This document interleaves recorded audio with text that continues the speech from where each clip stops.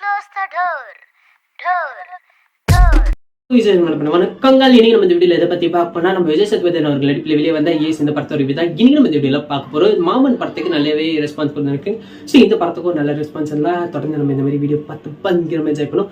So நம்ம விஜய் சேதுபதி என்னோட first entry எங்கன்னு பார்த்தீங்கன்னா மலேசியா ஏர்போர்ட்ல தான். ஸோ அங்கே தான் நம்ம யோகி பாபா வந்து வலிமேலி விதி வைத்து காத்துட்டு இருக்காரு. எதுக்காகன்னு பார்த்தீங்கன்னா, அவர் ஊர்ல இருந்து இந்த போல்டு கண்ணன் ஒருத்தர் வந்து வராரு. ஸோ அதுக்காக நம்ம யோகி பாபா வந்து வெயிட் பண்ணிருக்கோம். ஸோ அப்பதான் நம்ம விஜய் சேதுபதி வந்து என்ட்ரி கொடுத்து உள்ள வராரு. அப்பதான் வந்து கேட்கிறாரு, ஏதா போல்டு கண்ணனா, எப்படியா கண்டுபிடிச்சிங்க அப்படின்னு வந்து கேட்கும்போது அவர் சொல்றாரு, அவனால எங்க பார்த்தாலும் ஈஸியா கண்டுபிடிச்சா நீ தான் போல்டு கண்ணன்னு சொல்லி அப்படின்னு சொல்லி நம்ம யோகி பாபன் வந்து கலாச்சி விடுறாரு.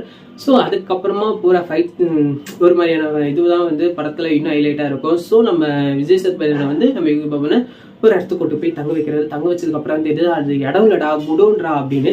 ஸோ அந்த குடோனை வந்து கிளீன் பண்ணி நம்ம விஜய் சேதுபதி வந்து அங்கே தங்குறாரு. ஸோ அதுக்கப்புறமா வெளியே போகலான்னு பஸ் ஸ்டாண்டுக்கு போறாரு. போகிற இடத்துல தான் வந்து பார்த்தீங்கன்னா ஒருத்தங்கிட்ட வந்து பிக் பாக்கெட் அடிக்கிற மாதிரி இருக்கும். ஸோ ஆனால் அங்கேருந்து எடுத்து இல்லாத ஒருத்தர் கொடுப்பாங்க. ஸோ அதை வந்து நம்ம கதாநாயகி பார்த்துருவோம்.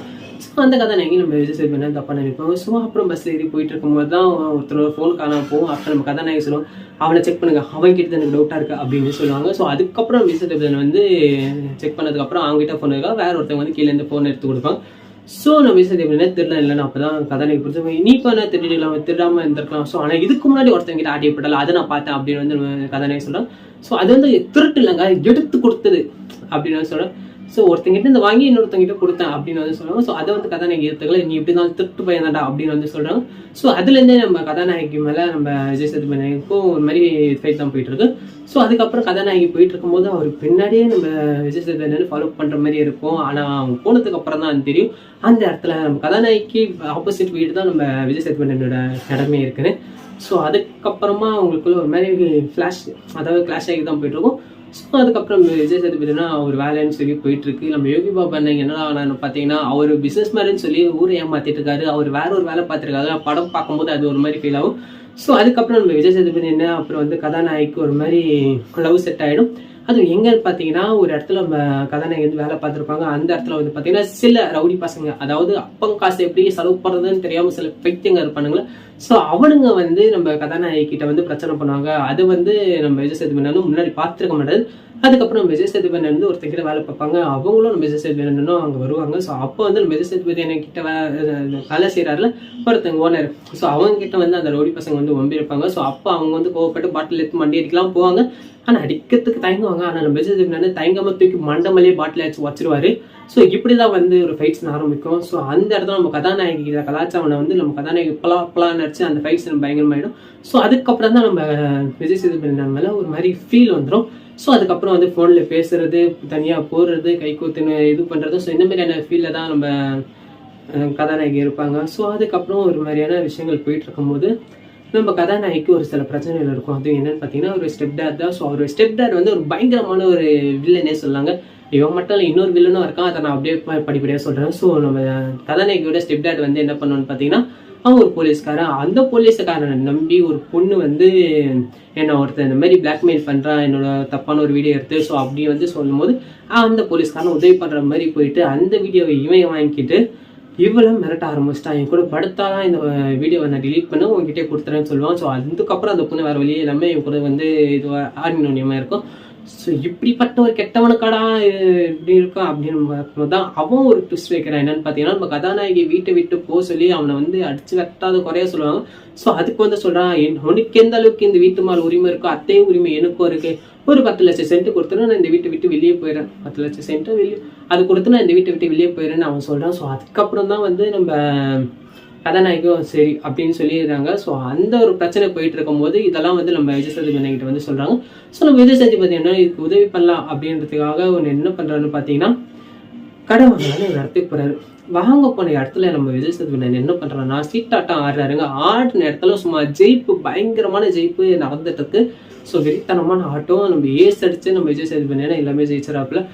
இதுல இருந்து அந்த படத்துக்கு ஏசுன்னு பேர் வந்தா அப்படின்னு எனக்கே ஃபீல் ஆச்சு. ஸோ அதுக்கப்புறமா அந்த இடத்துல இருக்க இன்னொரு மெயினான வில்லன் வந்து ஆடி நம்ம விஜய் சேதுபதி தோக்கச்சிடறான். ஸோ இதுக்கப்புறம் நம்ம விஜய் சேதுபதி அந்த இடத்துல ஃபைட் பண்றாரா இல்லை தப்பிக்கிறாரா? ஸோ அந்த பணம் என்ன ஆகுது அப்படின்னு பார்த்தீங்கன்னா, ஒரு 10 லட்சம் வெள்ளி அப்படின்னு சொல்லலாம். ஸோ நம்ம ஊர் காசுபடி ஒரு 2 கோடி ரூபாய். எடா பாவி, ஒரு ஒரு கோடி வாங்க போயிட்டு ஒரு 2 கோடி கிட்ட ஈர்த்து விட்டேடா அப்படின்னு மாதிரி தான் இருந்துச்சு. ஸோ நம்ம விஜய் சேதுபதியா வேற வழியே இல்லாமல் இந்த படத்தை எப்படியாவது திருப்பி கொடுத்துதான் ஆகணும். என்கிட்ட கட்டனே வாங்காம கடன் வச்சுட்டு வந்த முதல்ல நம்மளால தான் இருப்பாப்புல. அதுக்கப்புறம் என்ன பண்றதுங்க. ஸோ இதெல்லாம் ஒரு பக்கம் போயிட்டு இருக்கும்போது நம்ம கதாநாயகி இந்த ஒரு விஷயமும் தெரிய வரும்போது அவர் மேல செம்ம கோவப்படுறாங்க. ஸோ பட்டதுக்கு அப்புறம் நம்ம விஜய் சேதுபதி என்ன இன்னொரு விஷயம் என்ன பண்றதுன்னு பார்த்தீங்கன்னா பேங்க் ராபரி தான். ஸோ பேங்க்கு போய் ஸ்ட்ரைட் எல்லாம் கொள்ளடிக்கல. ஸோ பேங்க்குக்கு வந்து ஒரு அமௌண்ட் ட்ரான்ஸ்ஃபர் இந்த வண்டியில வந்து ஏடிஎம்ல பணம் வைப்பாங்க. ஸோ அந்த பணம் வைக்கிற ஒரு இடத்த வந்து சூஸ் பண்றாரு. ஸோ அதுக்கப்புறம் அதை வந்து ராபரி பண்ணாரா இல்லையா. ஸோ நம்ம விஜய் சேதுபதி வந்து அதை பண்ணதுக்கப்புறம் அங்கேருந்து எப்படி தப்பிக்கிறாரு, அந்த பணத்தை என்ன பண்ணுறாரு, அதுக்கப்புறம் இந்த வில்லன்களால் நம்ம விஜய் சேதுபதி வந்து பிடிச்சாங்களா, என்ன பண்ண வராங்க. ஸோ பயங்கரமான வெறித்தனமாக போயிருக்கும். ஃபர்ஸ்ட் ஹாஃப்லேருந்து செகண்ட் ஹாஃப் போகும்போது பயங்கரமான ட்ராவல் தான் இருக்கும்.